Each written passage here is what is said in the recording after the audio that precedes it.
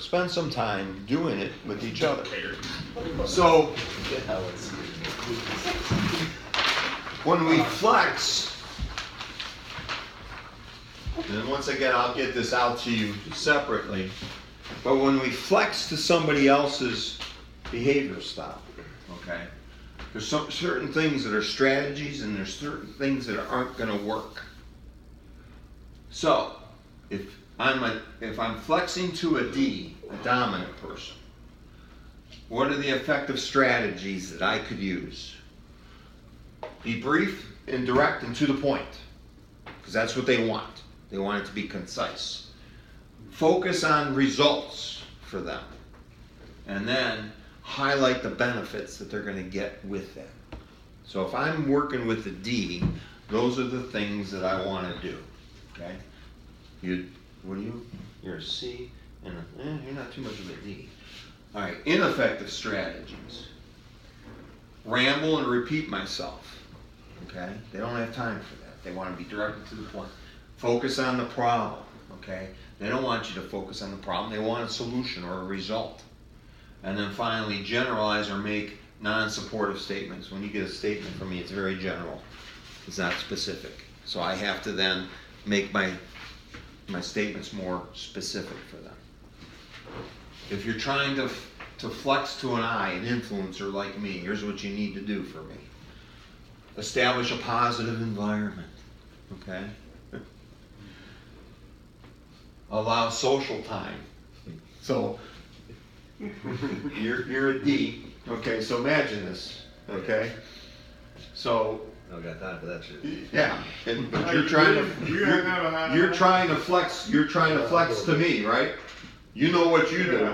And you're like, oh God, I got to deal with Mark today. It's going to have to be social hour. Okay? So allow social time. Talk sports. He does a pretty good job. Yeah. Do not dwell on details with Mark. Because what happens if you give me a bunch of details? What do you think would happen, Greg? Stop. Yeah. He's off. Squirrel. Right. Yeah, exactly. It is what it is. Create incentive for follow through. Mark's not real good about follow through. Okay? So you got to create some incentive to make me follow through. Yeah. Okay? I didn't even capitalize the letter. I mean, seriously. Yeah. What's that? Detail. I said mine was, Craig looked at mine and said, yeah, you don't care about details. I didn't even capitalize the letter in my name. Nice. Yeah. So yeah, create incentives for follow through. And years ago I took an assessment center for a fire chief's job. Okay? It was really funny that I got scored this way, but this is what it was. I had learned how to effectively delegate. Okay? It was something I wasn't really good at doing. I was trying to encourage your son to delegate a couple of years ago, whenever that was. And so I had finally become a very effective delegator, and that meant giving responsibility and authority. So boom, here you go. And then, so I scored like 94% on delegation on this assessment center.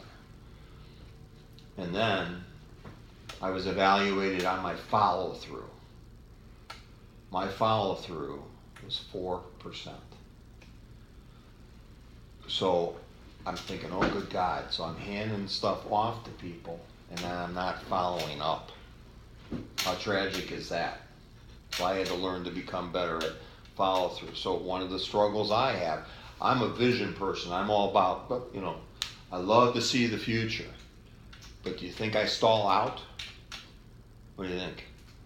Yeah, I stall out because that's no longer fun for me. So I struggle with the follow through. So understand that about me, okay? You want to create incentive for me to follow through. Here's an extra $20, Mark, if you finish. Ineffective strategies with me. Doing all the talking. Don't continually talk when you're with me. Ignore my ideas, because I think my ideas are really good. Tell me what to do. Love me. Oh, and interrupt me. And make sure you love me, because that's an effective strategy. Okay? Now, I'm setting myself up for the rest of this thing down the road. Oh, we love you, Mike.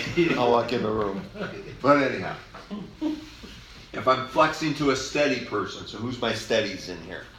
Who's got an S? Who's a high S? I'm a 77. Okay, so if I'm, okay, so flexing to an S, my steady people, effective strategies, show interest in them, patiently draw out the goals that they're trying to attain, define goals, rules, and procedures, assure that you will follow up with them, and minimize risk perception. Because they like things that are steady. They don't like risk. Okay, so we want to try and minimize that. So I'm thinking back to an assistant chief that I had, and he was, I believe he told me he's a high S. And he was just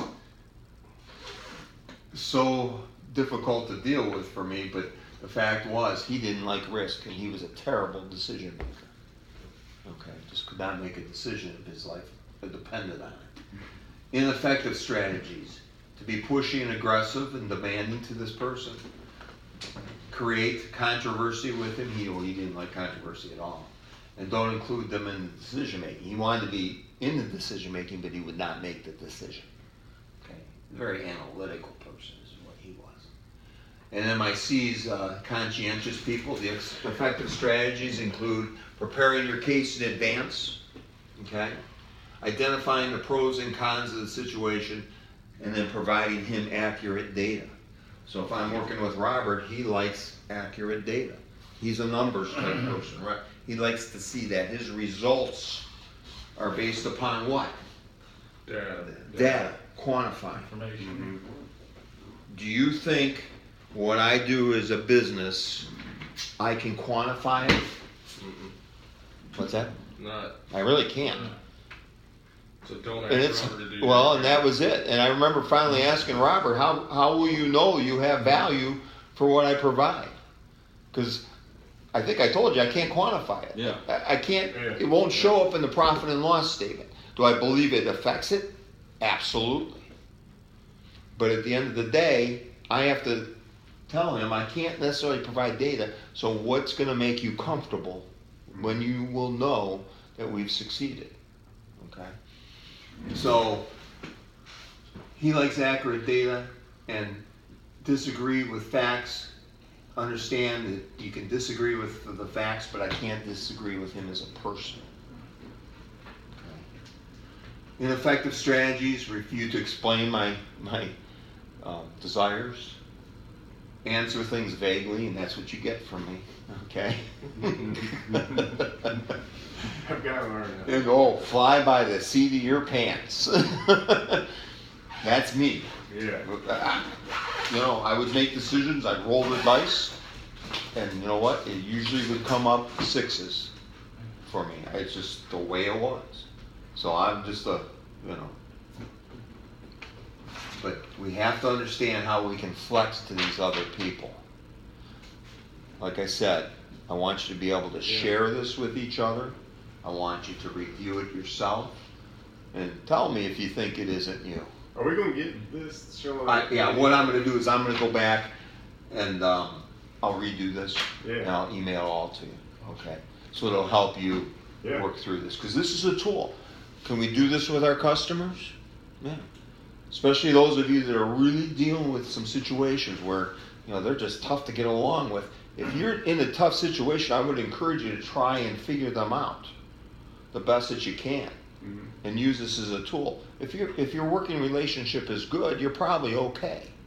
Yeah. But if you're having a difficult situation with somebody, put a little time and effort in this to, solve the problem for yourself. Right.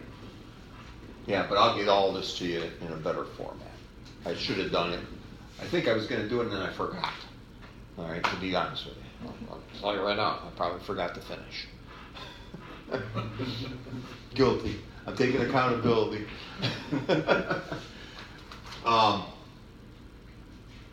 So I videotaped this because I wanted to be able to compress this and then also get it to Jeremy. And Jeremy, I hope that this helps. We'll talk about it again later. But this is a great tool. Okay. Questions about this? Did you enjoy taking it? Absolutely. Yeah. Yeah.